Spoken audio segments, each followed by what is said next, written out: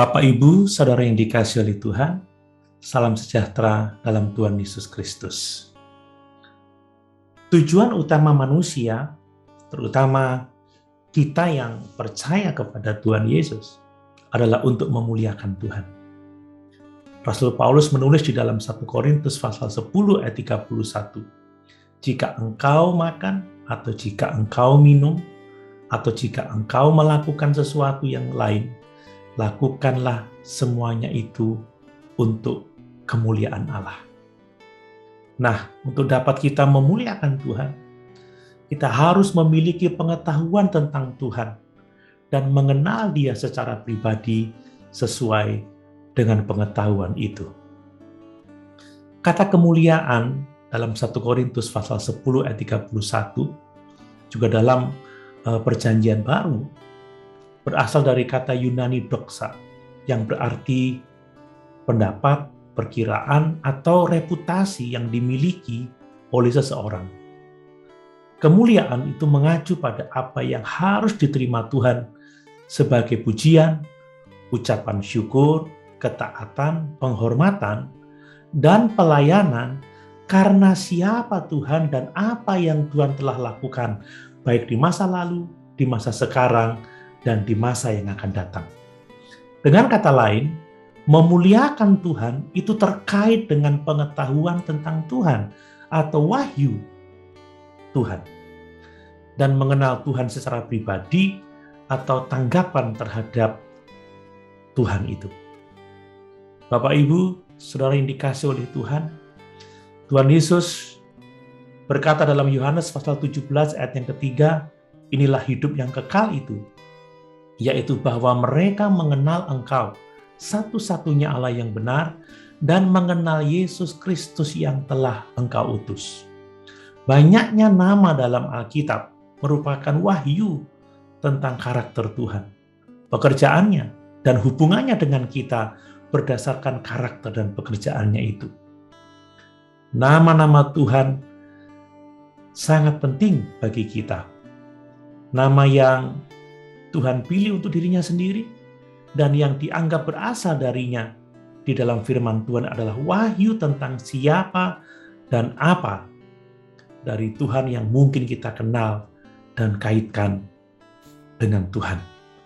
Hal itu sangat penting karena hanya dengan mengenal Tuhan kita memiliki hidup yang kekal.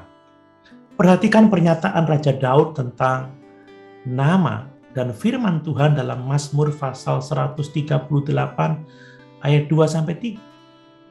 Demikian firman Tuhan, "Aku hendak bersyukur kepadamu dengan segenap hatiku. Di hadapan para Allah, aku akan bermazmur bagimu. Aku hendak sujud ke arah bait-Mu yang kudus dan memuji nama-Mu. Oleh karena kasih-Mu dan oleh karena setia-Mu, sebab Kau buat nama-Mu dan janji-Mu melebihi segala sesuatu." Jelas bahwa nama Tuhan menyatakan banyak tentang pribadinya. Tetapi firman Tuhanlah yang mengungkapkan Tuhan dan namanya kepada kita. Kita tahu seperti apa Tuhan itu tidak hanya melalui kesempurnaan dan karyanya, tetapi juga dengan namanya.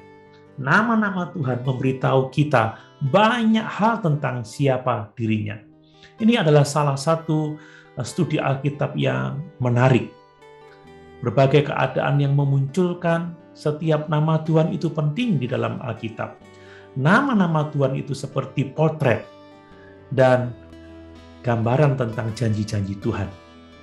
Dalam Alkitab, nama seseorang mengidentifikasikannya dan mewakili sesuatu yang spesifik. Hal ini terutama berlaku untuk Tuhan. Penamaan memiliki makna khusus. Itu adalah tanda otoritas dan kekuasaan. Ini terbukti dalam fakta bahwa Tuhan mengungkapkan namanya kepada umat-Nya daripada membiarkan mereka memilih nama untuk dirinya. Hal ini juga terlihat dari fakta bahwa Tuhan sering mengganti nama umat-Nya. Sebagai contoh, Abram menjadi Abraham, Sarai menjadi Sarah, Yakub menjadi Israel.